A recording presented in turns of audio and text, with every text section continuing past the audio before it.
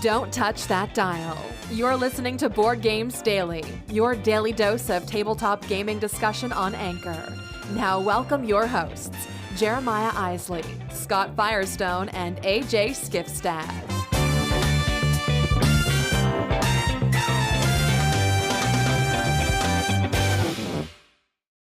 Hey everyone, welcome to another day of Board Games Daily. I'm Jeremiah Isley. Thanks for tuning in.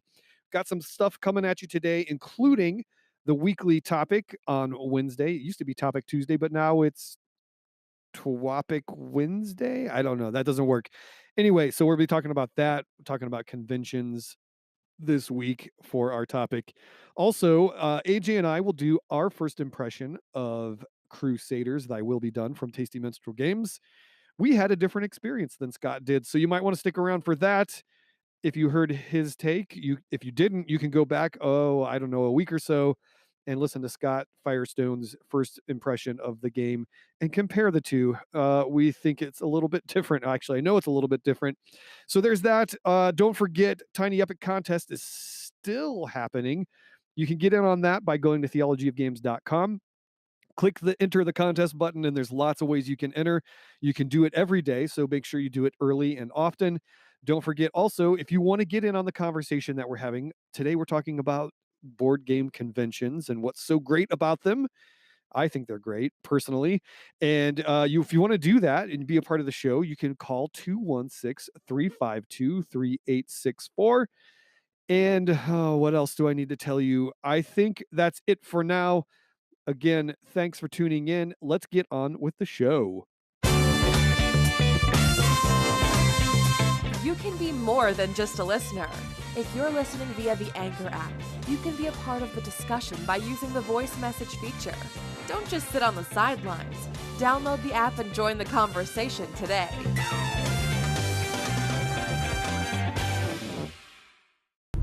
Hey everybody, AJ here with the topic of the week. We've got convention season right around the corner, so I thought it might be fun today to talk about our favorite reason for going to conventions. Now, we're talking gaming conventions. If I don't specify that, Jeremiah might go on a rant about Home and Garden all day. So we've got to make sure we're talking about gaming conventions here. Okay, so I've been going to Origins for almost 10 years now. And maybe it has been that long. I think my first go might have been in 2008 or 9. So yeah. In any case, we're talking what is our favorite reason for going? And you'd say the answer's simple, games. Well, duh. Yeah, that's why we go to gaming conventions. But what is your ultimate reason? Do you have something that you like or enjoy doing more than anything else when you go to a gaming convention?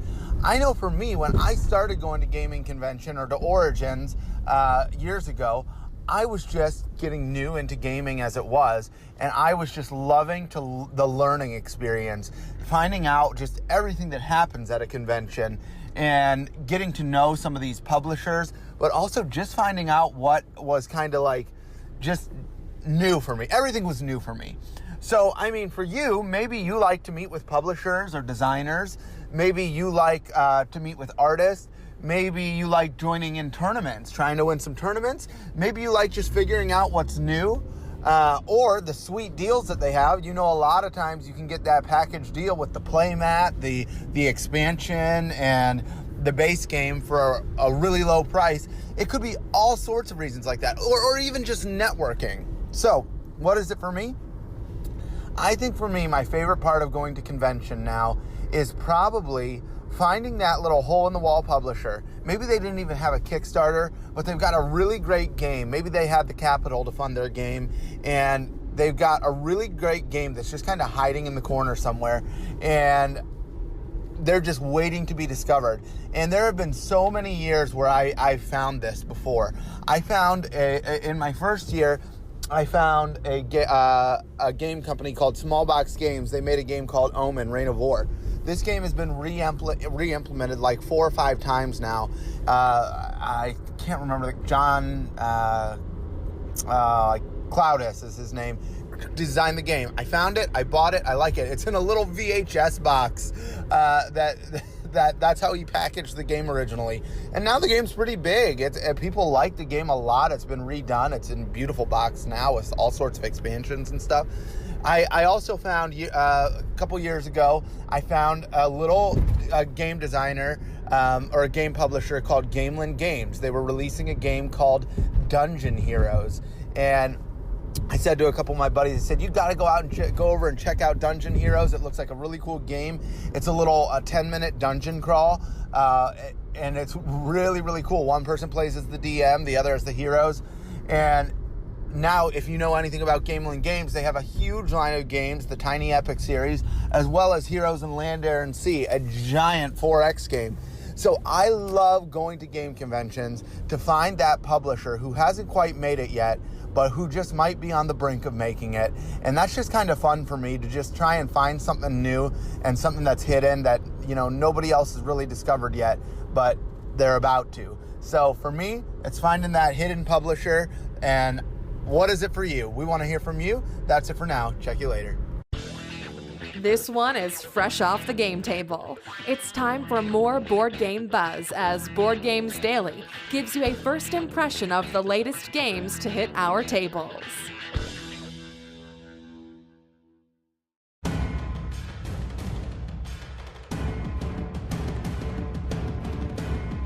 Hey everyone, Jeremiah here, and I'm here with AJ. How's it going, AJ?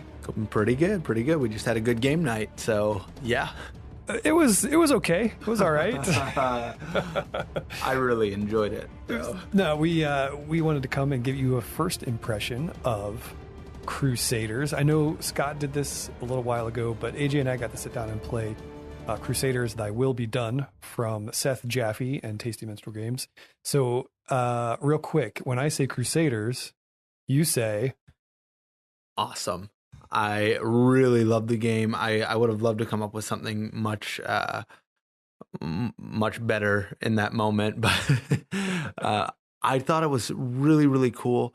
I liked building this mechanism of this kind of technology that's opening up as you're putting your buildings out and you're moving across Europe, going eastern and doing these crusades. Now, the game itself, I guess thematically, tastefully, it's kind of poor, but historically, it's very accurate and very fun if you're doing it from a historical perspective. And it was really neat to just see how I just felt like everything played real well. Nothing felt super wonky or anything. What are your first impressions? I think I would agree. The theme is a little dark. It's a little more of a darker time in history or whatever, but the action was very, I guess, what's the word? It was very obscured. It wasn't like, oh, I have to take out my sword and go behead a bunch of infidels.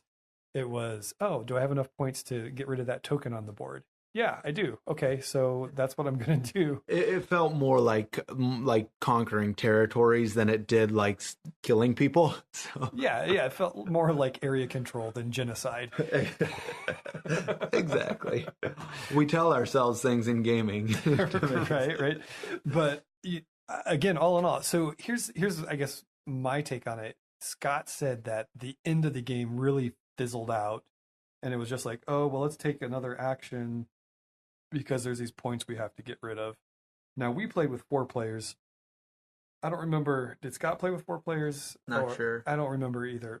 But he said, oh, there's just all these extra points left over, and it just kind of fizzled out and didn't end really well. I felt our game was tense to the very end. Oh, yeah. We were hoping that certain players wouldn't do certain things so that you would get another turn and get some more points. It seemed to me that it really moved really quickly, was paced well, and again, it was tense to the end. We saw the end coming, and we definitely were playing for our last turn every turn in those last 3. We were like, this could probably be it. So what are we going to do to maximize our points? And like you said, Jeremiah, the game was awesome because it was paced so well. It just felt super smooth. And what do you call it? Is it a rondelle or So yeah, it's a rondel, but it had that Mancala kind of feel where you'd select an action and all the tokens there gave you strength for that action, and then You distribute those one at a time at the pieces that go around on the rondel.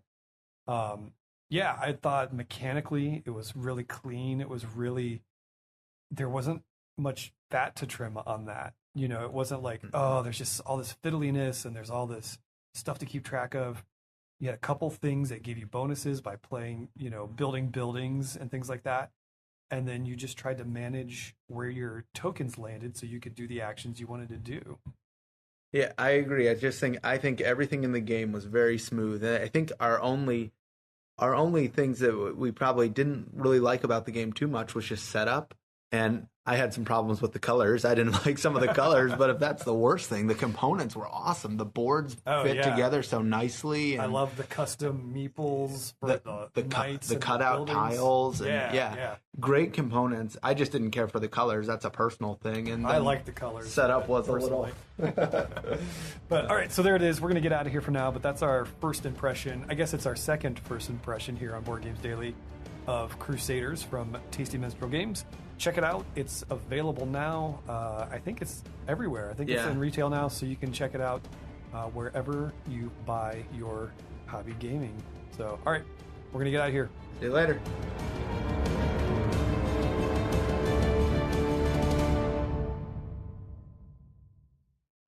Well, that's it, everybody. That's all the time we've got for today. Thanks again for tuning in.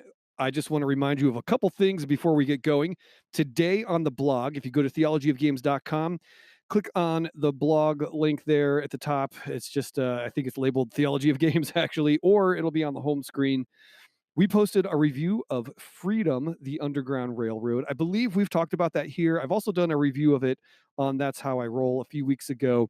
Check that out. Great game from Academy Games. The link is in the show notes. You can click that and be taken right to it.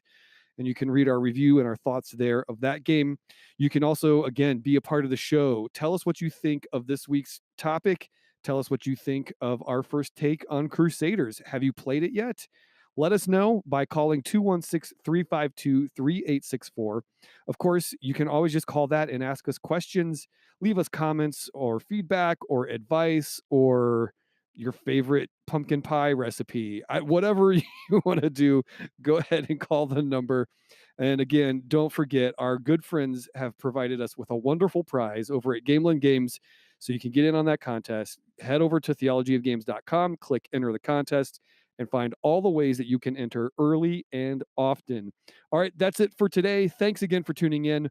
For my co-hosts, AJ Skifstad and Scott Firestone, I'm Jeremiah Isley saying today is a great day to play a game. We'll see you on Friday. Thanks for joining us today. Board Games Daily is powered by theologyofgames.com. Don't forget to head over to theologyofgames.com to check out all we have to offer, including written reviews, our YouTube channel, and 2 other podcasts. If you enjoyed this show, don't forget to subscribe, rate, and review us on iTunes, Google Play, or wherever you're listening. Thanks for listening, and go put a game on the table.